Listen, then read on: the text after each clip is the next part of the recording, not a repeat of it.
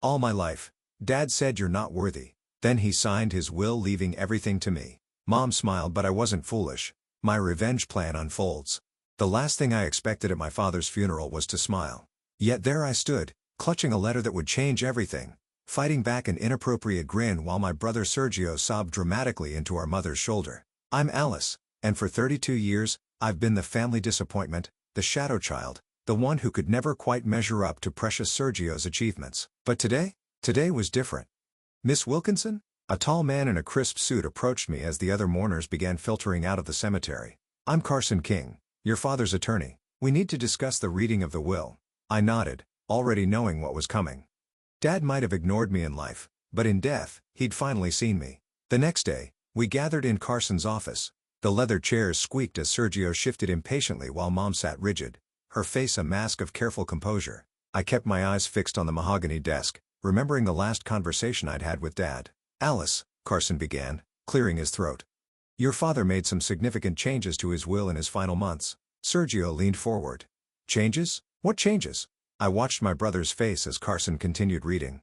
The color drained from his cheeks when the attorney announced that the entire estate, the house, the business, everything had been left to me. This is impossible. Sergio exploded, jumping to his feet. Dad would never sit down. Mom snapped, her voice trembling. She turned to Carson. There must be some mistake. Wilson always intended for Sergio to inherit the business. He's been grooming him for years. The documentation is quite clear, Carson replied, sliding his glasses up his nose. Mr. Wilkinson was of sound mind when he made these changes. Everything has been left to Alice, including full control of Wilkinson Industries. My phone buzzed. A text from Luna. How's it going? Did they flip? I typed back quickly. Better than we planned. Stand by. I'll contest this, Sergio declared, pacing the office. Dad wasn't thinking clearly. Alice probably manipulated him somehow. She's always been jealous of me. I finally spoke up, my voice steady. Jealous? Of what exactly? Of being Dad's puppet? Of having every decision made for you? You ungrateful little, Mom started.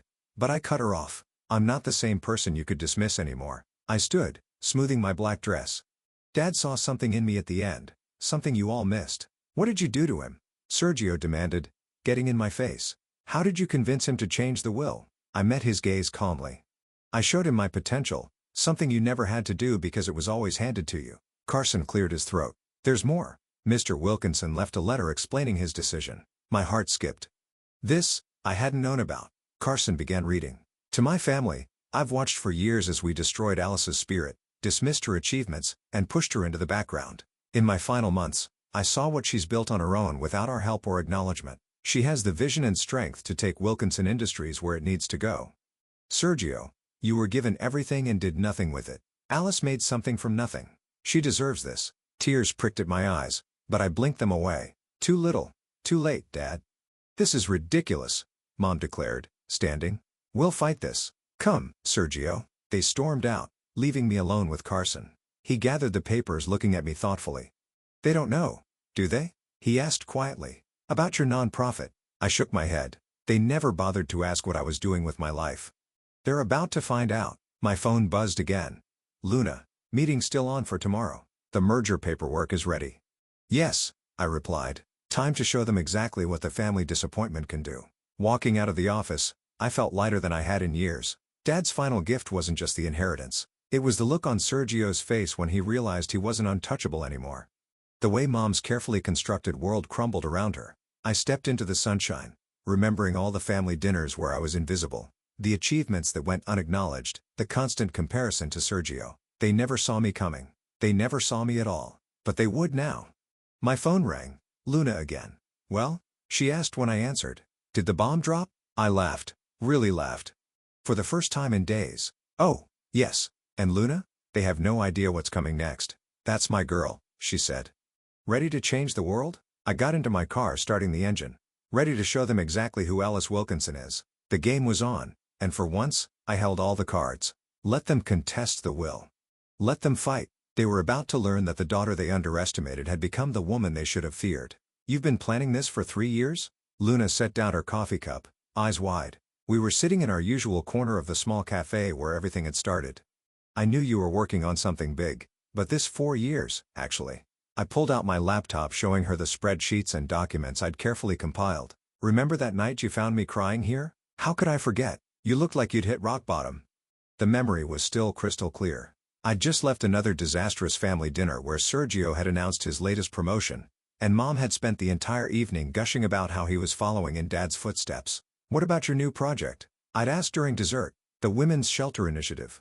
Oh, honey. Mom had dismissed with a wave. Leave the real business to your brother. I'd fled to this cafe where Luna, a complete stranger then, had offered me a tissue and changed my life with 6 simple words. Why don't you prove them wrong?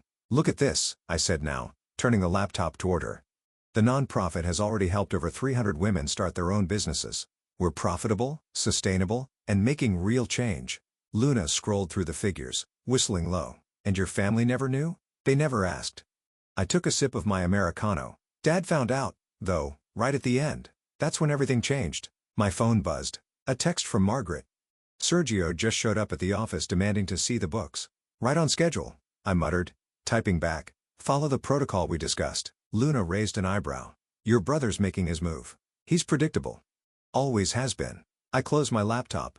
He thinks he'll find evidence that I manipulated Dad, but instead, he'll find a perfectly legitimate business that's more successful than anything he's ever done. Luna finished, grinning.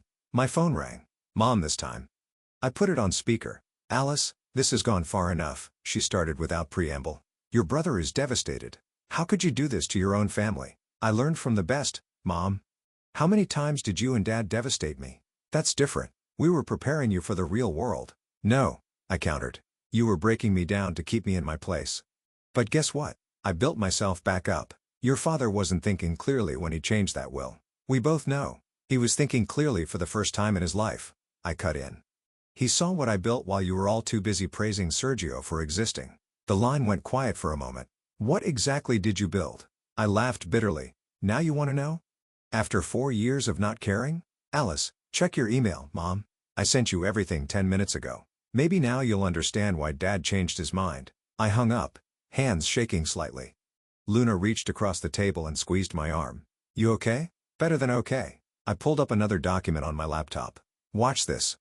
Sergio should be discovering right about now that he can't access any of the company accounts. You already changed the permissions? Carson helped me file the paperwork the moment the will was read. Sergio's executive access has been officially revoked. My phone buzzed again, an angry text from Sergio. What the hell did you do? The board won't even take my calls. That's because I met with them last week, I told Luna, smirking. Showed them our plans for merging Wilkinson Industries with my nonprofit. They were impressed. You brilliant, devious woman. Luna raised her coffee cup in a toast. To karma. To karma, I agreed, clinking my cup against hers. Another text from Margaret. Sergio just left. He looked ready to explode. Should I send you the security footage? Save it, I replied. Might need it for the court case. You really think they'll sue? I'm counting on it. I showed Luna another document. Because when they do, this all comes out in discovery. Every dismissive comment, every time they undermined me, every opportunity they gave Sergio while telling me I wasn't good enough. And your nonprofit success proves them wrong on every count. Luna nodded. But, Alice, are you ready for how ugly this could get? I thought about all the family dinners spent in silence, all the achievements ignored, all the times I was told to be more like my brother. They made it ugly years ago, Luna. I'm just finally fighting back. My phone lit up with another call. Carson this time. Alice, they've filed the lawsuit. Are you ready to proceed with phase 2? I met Luna's eyes across the table, seeing the same fierce support that had sparked this journey 4 years ago. Yes, I said firmly. Let's show them exactly what the family disappointment can do. The game was moving faster now, pieces falling into place. They thought they knew what they were fighting for, but they had no idea what they were fighting against. It was time to show them the power of the daughter they'd underestimated. The courthouse steps felt like a stage, and my family had always loved putting on a show. Sergio stood with his attorney, playing the part of the wounded son perfectly for the gathering reporters. Mom hovered nearby, dabbing at non-existent tears with a monogrammed handkerchief. Ready?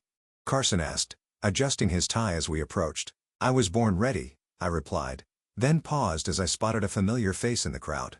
Luna? She pushed through the reporters wearing a sharp business suit I'd never seen before. Surprise. Margaret sent me. Said you might need moral support. Miss Wilkinson, a reporter shoved a microphone in my face. How do you respond to allegations that you manipulated your father into changing his will? Before I could answer, Sergio stepped forward. My sister took advantage of our father's declining health.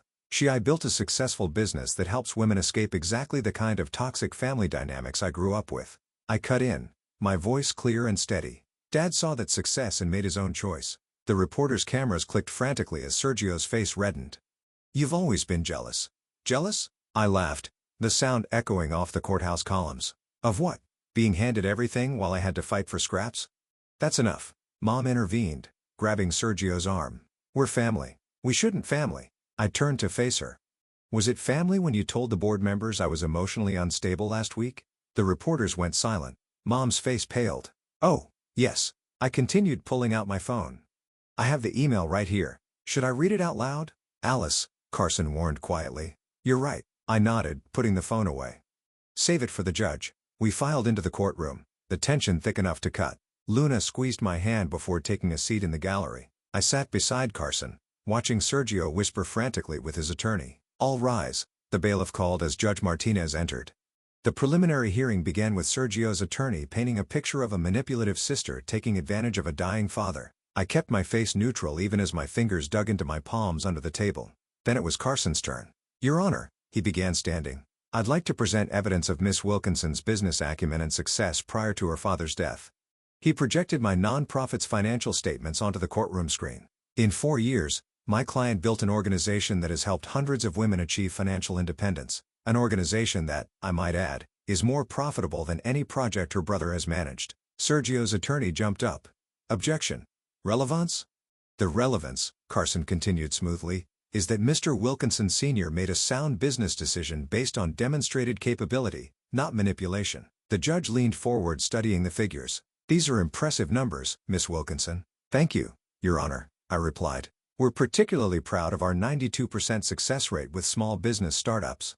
Success she kept hidden from her family, Sergio burst out. If she was so accomplished, why didn't she tell us? I did tell you, I said quietly, but my voice carried in the hushed courtroom. Every family dinner for 4 years. You were always too busy talking about yourself to listen. That's a lie. Actually, Carson interjected, we have video evidence from several family gatherings where Miss Wilkinson attempted to discuss her work only to be dismissed or interrupted. Mom's face went ashen. She remembered those dinners. She'd done most of the interrupting. Furthermore, Carson continued, we have documentation showing that Mr. Wilkinson Sr. spent his final months reviewing his daughter's business model and meeting with her team. His decision to change his will was made with full mental capacity and careful consideration. The judge nodded slowly. I've seen enough for today. Given the evidence presented, I'm denying the request for an emergency injunction. Miss Wilkinson will retain control of the estate pending full trial. Sergio slumped in his chair. Mom's hands trembled as she clutched her purse. Outside the courthouse, Luna was waiting with a hug. You were amazing in there. It's not over, I reminded her, watching my family huddle with their attorney across the plaza. No, she agreed, but you drew first blood. My phone buzzed. Margaret again. Board meeting tomorrow. They want to fast-track the merger after seeing today's performance. I smiled, typing back, perfect, send me the details. Alice. Mom's voice rang out. I turned to see her approaching alone, her perfect makeup slightly smudged. Please, can we talk? Now you want to talk? I asked, after trying to paint me as mentally unstable to the board. I was trying to protect our family. No.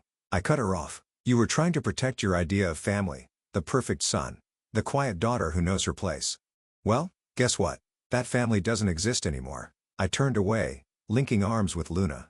Behind us, I heard Mom call out one more time, her voice breaking. What happened to my little girl? She grew up, I called back without turning around, and she learned how to fight back. The war wasn't over, but the first battle was mine, and I was just getting started. The merger paperwork is ready, Margaret announced, spreading documents across the conference room table. Once you sign these, Wilkinson Industries officially becomes part of Women's Rise Foundation. I picked up the pen, then paused. Any word from Sergio's camp? Your brother's been calling board members non-stop, Margaret smirked. But after yesterday's court performance, no one's taking his calls. Luna burst into the room waving her phone. You need to see this. Sergio just went on LinkedIn. She showed me the post, deeply saddened by my sister's hostile takeover of our family business. This betrayal of our father's legacy will not stand. Hostile takeover? I laughed. I literally inherited it. The comments are the best part. Luna scrolled down. Look how many people are calling him out. My phone buzzed. Mom again. Her 5th call today. This time, I answered. What do you want? Your brother is drinking again, she said without preamble. This is destroying him. Alice, is that what you wanted? What I wanted was a family that valued me, I replied. What I wanted was recognition for my achievements. What I got was years of being told I wasn't good enough. We never save it for the trial, Mom. I hung up and turned to Margaret. Let's sign these papers. As I put pen to paper, the office door burst open. Sergio stumbled in, clearly drunk, his tie askew. You can't do this, he slurred. This is my birthright. Sir, you need to leave. Margaret started reaching for the security button. No. He lurched forward, grabbing for the papers. I won't let you destroy everything Dad built. Security's on their way, Luna announced, phone in hand. I stood facing my brother. Dad built this company by crushing everyone in his path. I'm transforming it into something that actually helps people. By helping what? Poor women start craft businesses, he sneered. That's your big vision? One of our clients just landed $1 million defense contract, Margaret interjected. Another's tech startup was valued at $12 million last quarter. This isn't about business, I said quietly. This is about you finally facing consequences. Security arrived, taking Sergio's arms. He struggled, shouting, You'll regret this. Mom and I will what? I cut him off. Tell more lies. Try to paint me as unstable. That worked so well in court yesterday. As they dragged him out, his last words echoed. Dad would be ashamed of you. No, I called after him. Dad was finally proud of me. That's what's really killing you. Luna locked the door behind them. Well, that was dramatic. Get it on video? I asked Margaret. She held up her phone, grinning. Every second, including the part where he tried to physically stop a legal business transaction. I returned to the papers signing the final page. Send copies to the board, our attorneys, and the court. And, Margaret, make sure that video gets to Judge Martinez. Already done. She gathered the documents. Congratulations, boss. You now officially run both companies. My phone chimed with a text from Carson. Sergio's attorney just withdrew from the case, cited irreconcilable differences with the client. They're unraveling, Luna observed, reading over my shoulder. Good. I sat back down, pulling up the company's financial projections. Now for phase 2. Margaret, how soon can we implement the new leadership structure? The board approved it this morning. We can announce the changes tomorrow. Perfect. I showed them the org chart on my screen. See these positions? All going to women who were told they weren't good enough just like I was. Sergio's going to lose it when he sees this, Luna warned. Let him. Every tantrum, every drunk outburst, every angry social media post just proves I made the right choice. Margaret's tablet pinged. Speaking of social media, your mother just posted something interesting. She showed us the post. Sometimes the hardest thing is admitting you were wrong. Watching my daughter succeed despite our lack of support has opened my eyes. Saoirse, it's time to let go. Don't trust it, Luna said immediately. It's a trap. Of course it is, I agreed, but it's also the first crack in her armor. She's realizing which way the wind is blowing. My phone buzzed again. An email from the board chairman. Impressive work today. Your father would be proud. Dinner next week to discuss international expansion. I showed it to Luna, who squeezed my shoulder. Look at you changing the world. Not changing it, I corrected, balancing it. One underestimated woman at a time. Margaret gathered her things. Board announcement goes out at 9 tomorrow. Want me to send security to your place tonight? Sergio might try something else. I shook my head. Let him try. Every mistake he makes just strengthens our position. As they left, I stood at my office window watching the city lights come on. Somewhere out there, Sergio was probably drinking himself into a stupor, and Mom was realizing her perfect world was crumbling. But me? I was just getting started. The knock on my office door came just after sunset. I looked up to find Mom standing there, looking smaller than I remembered, her designer outfit slightly wrinkled. Security let you up? I asked, not moving from my desk. I told them I was your mother. She stepped inside, clutching her purse like a shield. They called Luna. She said it was okay. My phone buzzed. Luna's text read, she's alone. Sergio's in rehab. Your call if you want to hear her out. What do you want, Mom? She sat down heavily in the visitor's chair. I visited your women's shelter yesterday. That got my attention. Why? I wanted to understand. She pulled out a tissue, dabbing at her eyes. I met this woman there, Sarah. She told me how your program helped her leave her abusive husband, start a business, and she reminded me of myself 30 years ago. Mom's hands trembled. Before I met your father. I leaned back, studying her face. Are you saying your father wasn't always? She paused. I gave up my own dreams to support his. Then I pushed Sergio to follow in his footsteps, and you to stay quiet, because that's what I thought we were supposed to do. Why are you telling me this now? Because you broke the cycle. She met my eyes. You did what I never could. My phone buzzed again. Margaret, Sergio's attorney filed for a continuance, claims rehab as the reason. Is he really in rehab? I asked Mom. She nodded. 3 days now after he tried to break into your house last week. That was him?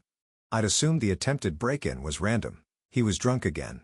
I finally called an intervention service. She pulled out her phone showing me photos of Sergio checking into a facility. He needs help, Alice. Real help.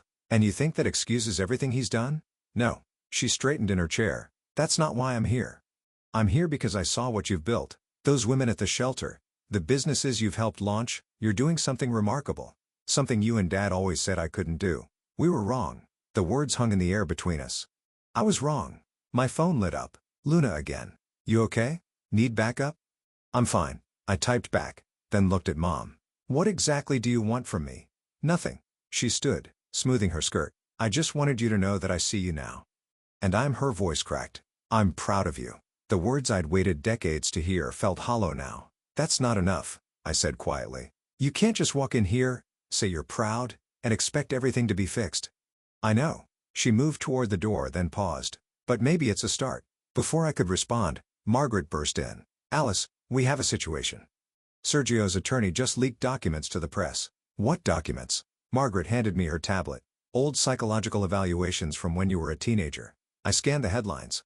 Troubled teen to corporate takeover. The mental health history behind the Wilkinson family drama. Those were private, Mom exclaimed. How did they get them? You mean the records you kept in your home office? I looked up at her. The ones you showed the board last month? She paled. Alice, I save it. I turned to Margaret. Call Carson, get our response ready, and contact every woman we've helped who's willing to speak to the press about their own mental health struggles and successes. Already on it. Margaret nodded. Luna's organizing a press conference for tomorrow. Good. I faced Mom again. You should go. Let me help, she pleaded. I can make a statement. Tell them I was wrong. Like you just told me? I shook my head. Too little. Too late, Mom. Way too late. After she left, I called Luna. You were right. It was a trap. Actually, Luna said slowly, I don't think it was. I think she really meant it. She just didn't know Sergio's attorney would do this. Doesn't matter. I pulled up the leaked documents on my screen. They want to talk about mental health. Let's talk about it. Let's show the world how many successful women have faced these struggles. Turn their weapon against them. Exactly. I started typing an email to our PR team. They thought these records would shame me? Watch me use them to inspire every woman who's ever been called unstable for standing up for herself. My phone buzzed with a message from an unknown number. Sergio, hope you're ready for everyone to know how crazy you really are. I smiled, typing back. Oh, brother. You have no idea what crazy can do. The game had changed, but the outcome wouldn't. They thought they could shame me with my past? I'd use it to fuel my future and help countless other women do the same. Let the real battle begin. The courtroom buzzed with energy as I took my seat. Behind me, dozens of women from our foundation filled the gallery, each wearing a purple ribbon, our symbol of resilience. Quite a turnout, Carson whispered, arranging his papers. They're not just here for me, I replied, nodding toward the press section where reporters frantically typed on laptops. They're here to change the narrative. Sergio entered with his new attorney looking haggard despite his expensive suit. 30 days of rehab had left him thinner, more subdued. Mom slipped in behind them, choosing a seat halfway between us. All rise, the bailiff called. Judge Martinez studied the packed courtroom before speaking. Given recent developments and media attention, I want to be clear. This is not a trial about mental health. This is about the validity of a will. Proceed. Sergio's attorney stood first. Your Honor, we intend